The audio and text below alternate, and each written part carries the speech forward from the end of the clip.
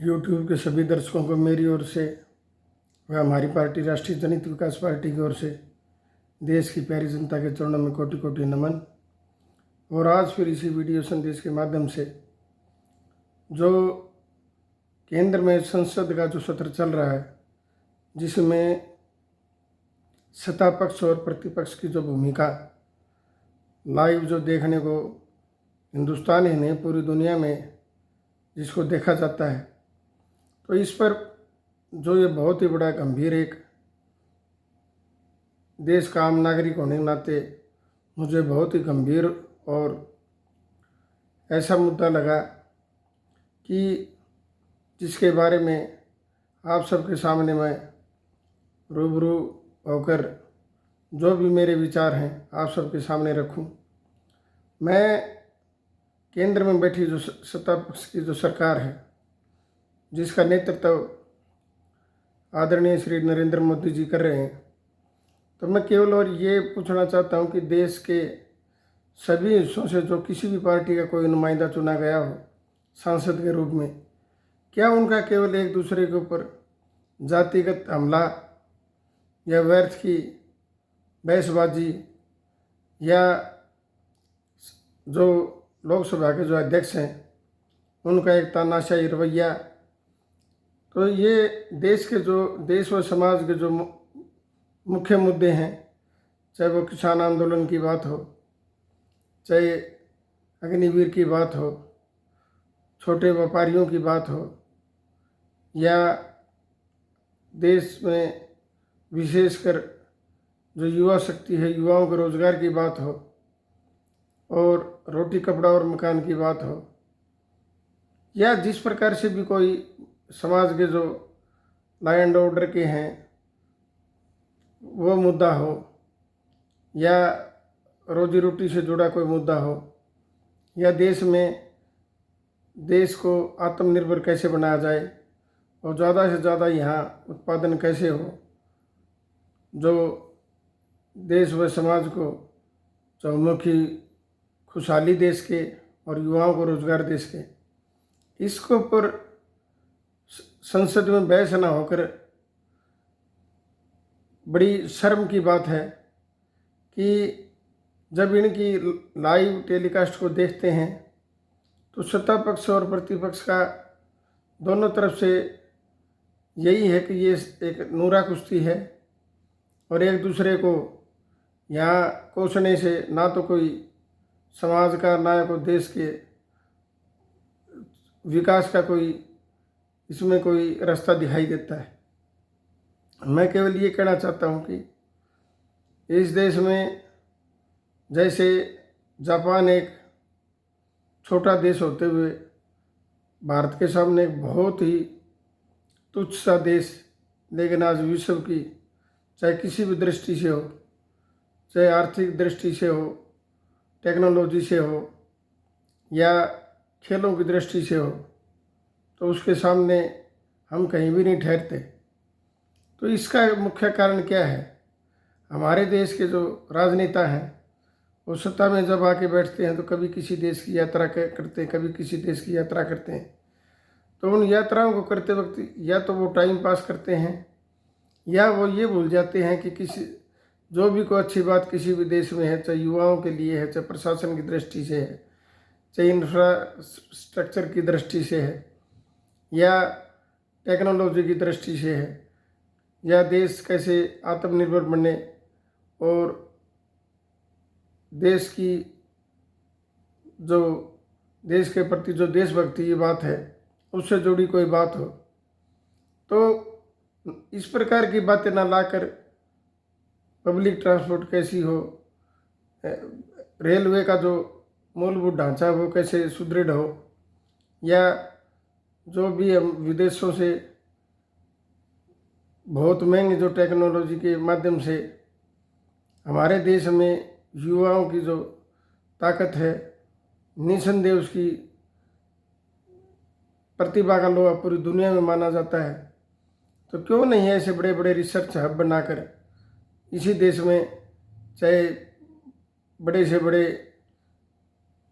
Technology में, चाहे वो हवाई जहाज़ की बात हो, हेलीकॉप्टर की बात हो, रेलवे की बात हो, किसी भी प्रकार से कोई भी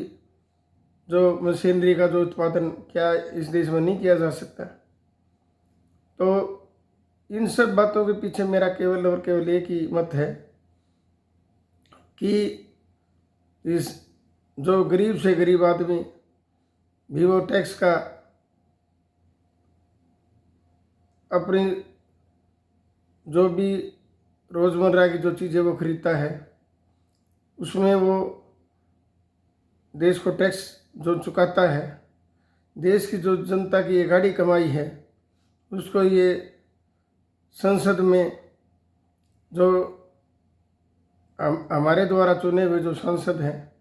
और इस प्रकार की जब मानसिकता वहाँ बैठे लोगों की है तो उनको ये नहीं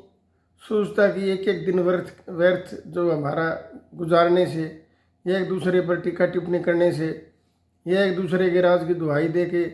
कि एक पार्टी 70 साल से राज गई, एक पार्टी 10 साल से राज कर रही है, या हम ये कर देंगे, उसने ऐसा नहीं किया। तो परस्पर मैं तो केवल यही कहना चाहूँगा, जिसको भी कोई मौका मिला सत्ता में जाकर वो तमाम पिछली गलतियों को भुलाकर अपने आप को उसी रूप में दोहराने की कोशिश ना करे जो उनको वक्त मिला है। देश की जनता ने जिन पर विश्वास किया है वो सूझबूझ से काम लेते हुए सबके अधिकारों की रक्षा करते हुए समाज और देश कैसे खुशहाल हो उसके ऊपर वो चर्चा करें, और जो पीछे भूतकाल में जो भी गलतियां रही हैं उन सब से निजात पाकर देश की जनता का साथ लेकर देश की जनता की जो गाड़ी कमाई है, जो टैक्स द्वारा देश की जनता जो सरकारों को देती है, वो उसका तमाम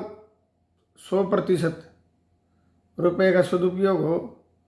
और उसका कोई भी 1 रुपया भी, 1 पैसा भी ना तो वो रिश्वत की भेंट चढ़े, ना करप्शन की भेंट चढ़े, और ना कोई उस पैसे से अपने लिए जो सत्ता में बैठकर जो भी राजनेता अकूत संपत्तियों जो इकट्ठा करते हैं, इस प्रकार की संपत्तियों को बनाने की चेष्टा ना करें। मैं तो इस वीडियो संदेश के माध्यम से जो हमारा ये भारत देश है वो महान क्रांतिकारियों का देश है। बड़े बड़े शहीदों ने, शहीद आजम श्री भगत सिंह जी, राजगुरु जी, सुखदेव जी, चंद्रशेखर आज़ाद जी, अशफाक उल्ला खान जी और लाला लाजपत राय जी, परम आदरणीय श्री सुभाष चंद्र बोस जी और तमाम बड़ी पार्टियों में, चाहे वो लाल बहादुर शास्त्री जी हों, अब्दुल कलाम जी हों, उन सब के पद चिन्हों पर चलते हुए सत्ता में बैठे राजनेताओं को ये उनसे प्रेरणा लेते हुए कि किस प्रकार 200 वर्षों का जो गुलामी का जो दंश इस पूरे देश ने झेला है और किस प्रकार की दयनीय दशा समाज व देश की रही होगी, तो उसी प्रकार का बर्ताव न करते हुए केवल और केवल देश के युवाओं के लिए, अन्नदाता के लिए और समाज के हर वर्ग के लिए हितों की अनदेखी ना करके उनका अधिकार कैसे सुरक्षित हो, देश कैसे सुशासन की ओर बढ़े और ज़्यादा से ज़्यादा यहाँ किस प्रकार जो बहुत बड़े बड़े उद्योग लगाकर या बड़ी बड़ी इंडस्ट्रियों को खड़ा करके ज़्यादा से ज़्यादा देश कैसे आत्मनिर्भर बने और हम ज़्यादा से ज़्यादा आयात करने की बजाय निर्यात करने की क्षमता कब पैदा करेंगे, और विशेषकर जो कुटीर उद्योग हैं उनको ध्यान में रखते हुए ज़्यादा से ज़्यादा कुटीर उद्योगों को विशेष प्रोत्साहन देने का कार्य करते हुए, और जो स्कूलों में प्राइमरी स्कूल से मैं ये चाहूँगा कि सरकारों की कोशिश हो कि विशेषकर एनसीसी और रोजगार पूर्ण शिक्षा और संस्कार पूर्ण शिक्षा का विशेष, ऐसी शिक्षाओं पर विशेष जोर दें, सरकार की ओर से विशेष जोर देना चाहिए। और तमाम ऐसी जो भूतकाल में जो गलतियां रही हैं, चाहे सत्ता में कोई रहा हो चाहे विपक्ष में कोई रहा हो, उनको परस्पर सौहार्दपूर्ण वातावरण पैदा करके और देश चहुमुखी विकास की ओर बढ़ता हुआ नए आयाम को स्थापित हो, पूरी दुनिया में भारत देश का डंका बजे, इसके लिए प्रयास करें। जय हिंद।